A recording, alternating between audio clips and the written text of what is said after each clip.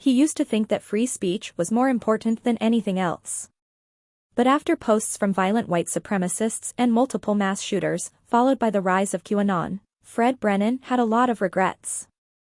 Then the death threats began.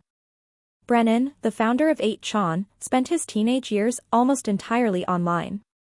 Born with brittle bone disease, he has used a wheelchair for most of his life and has used online forums to connect with the world.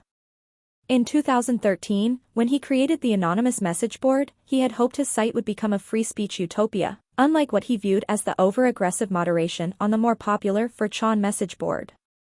Sometimes the site promoted free speech, but other times it allowed for the targeted doxing and harassment of individuals, most notably during the Gamergate movement.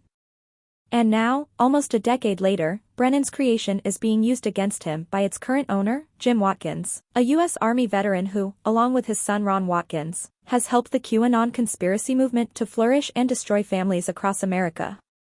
Watkins is posting ads on the forum promising users a $17,000 bounty to anyone who helps send Brennan back to the Philippines, where Brennan lived from 2014 to 2020. "I do know where he lives, and I do know the folks that will do the rendition back to the Philippines," Watkins said during an appearance on an online conspiracy show last June.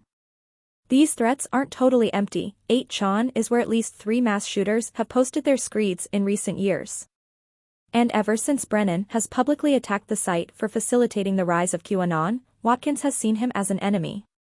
Since June, Watkins has been ramping up his threats against Brennan, beginning with throwaway comments on an obscure livestream, then setting up an escrow account to allow others to contribute to the literal bounty he's placed on Brennan's head. Watkins' threats have continued, and increased in frequency in recent months, but Brennan claims law enforcement has done nothing. "I don't get ignored," Brennan told Vice News. "They always reply, they just don't do anything, which is just as bad." Now, Brennan is terrified.